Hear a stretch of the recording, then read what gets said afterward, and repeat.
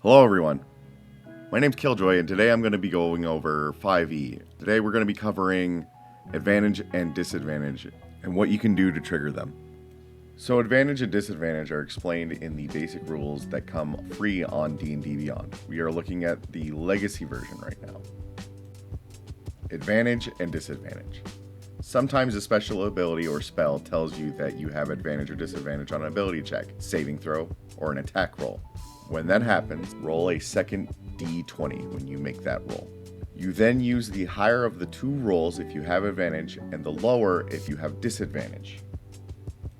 For example, if you have disadvantage and roll a 17 and a 5, you use the 5. If instead you have advantage, you use the 17. If multiple situations affect a roll and each one grants advantage or imposes disadvantage on it, you do not roll more than one additional d20. To explain this, when something benefits you enough to make failure difficult, it causes advantage.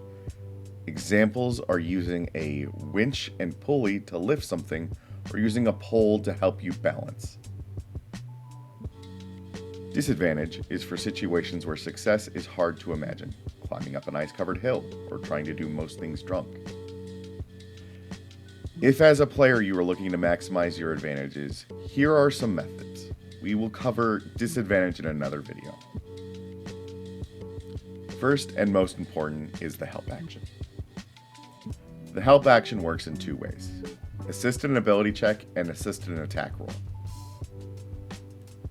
We will focus on assist ability check first. This is a great way for players and DMs to control those moments where everyone wants to pile in and do the new thing.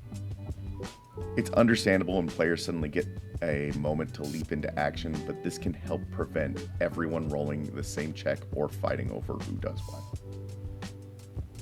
The fun part of the help action, it is a perfect opportunity for a character to shine with other players assisting and increasing the team vibe all around.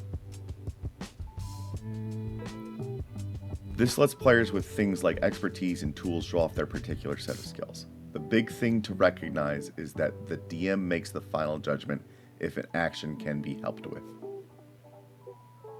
The help action reads as follows. You can lend your aid to another creature in the completion of a task. When you take the help action, the creature gains advantage on the next ability check it makes to perform the task you are helping with, provided it makes that check before the start of the next turn. Moving on, assist an attack roll is a bit more complicated. Objectively, this should only be used in situations where attacking yourself won't benefit you. For example, attacking something that is immune to damage from attacks that aren't magical, and you don't possess magic items or spells. In this instance, it would benefit you to assist other players by giving them a higher chance to hit the creature, since you can't deal damage yourself. Now, the benefit of this expires after a single hit, so don't expect much bang for your buck. Fun fact, the help action can be done while under the effects of the Sanctuary spell. A quick and easy way for advantage is the spell Enhance Ability. This spell is great for those exploration and narrative sessions.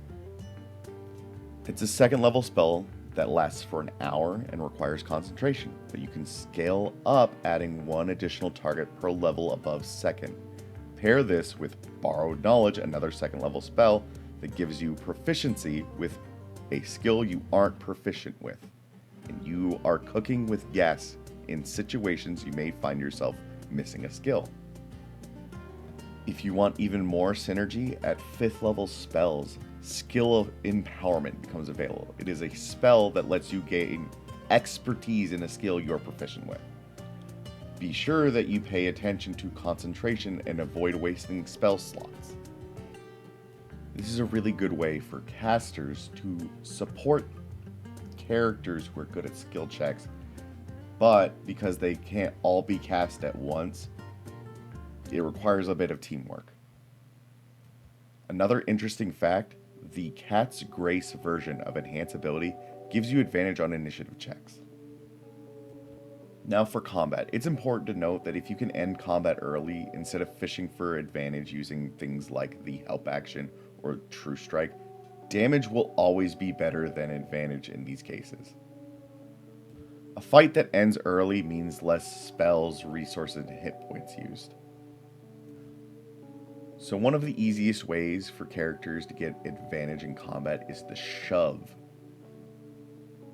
So how the shove works is you make an athletics check against another creature who chooses between athletics or acrobatics. Whoever rolls highest wins the shove. If a creature loses a shove, it is either pushed 5 feet back or knocked prone. We're going to focus on the prone condition. Now, if we look at the prone condition, creatures who are prone have disadvantage on attack rolls while they have the condition. Additionally, and this is the important part, creatures within 5 feet of a creature who is prone have advantage on attack rolls against it. This includes ranged attacks. All attacks that fall out of this range have disadvantage. Now this is where being tactical matters. If the creature goes right after you, shoves aren't going to benefit you all that much. Because if you shove them and they go after you, they're just going to stand back up.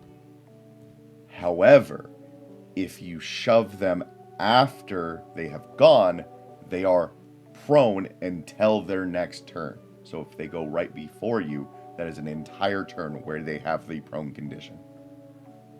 This means other players also benefit from that advantage. So, stack the initiative accordingly if you want to maximize the benefits of shove. One of the reasons shoves can be so beneficial is because of the line, if you are able to make multiple attacks with the attack action, this attack can replace one of them. This means you can shove as part of a multiple attack. All subsequent attacks then gain advantage if you are successful. Be aware though, shoves only work against creatures that are one size category larger than you or smaller. Because of this multi-attack benefit, monks and fighters can get large benefits from this strategy early because of how many attacks they get. Additionally, you can take one level in rogue to get expertise in athletics. Remember, earlier, enhance ability and skill empowerment apply to athletics. Some other things that cause creatures to become prone are hideous laughter, command, using the grovel command, and grease. They do not tend to have a size requirement like shove does. Make sure you coordinate with your party to maximize your potential in combat. There are a few class abilities that cause advantage in combat. Barbarians get Reckless Attack at 2nd level and Feral Instinct at 7th. These give the player advantage on attack rolls and initiative checks, respectively. Now, Reckless Attack comes with a drawback, as after using it, enemies have advantage against you. This can cause unnecessary damage. So a fun alternative is using Shove if you are low on health or are worried about taking additional hits. While raging, you have advantage on athletics checks, so it's even easier for you. And remember, you can dip rogue to be even better at it. Overall, advantage is a tool that you can use to change the flow of combat. This wasn't an exhaustive list, but you can use it to overcome enemies that would be difficult otherwise. Use your head and read the rules thoroughly to maximize your advantages in combat. In the next video, I'll explain how to utilize disadvantage and how widening the gap between you and your enemies makes combat more fun.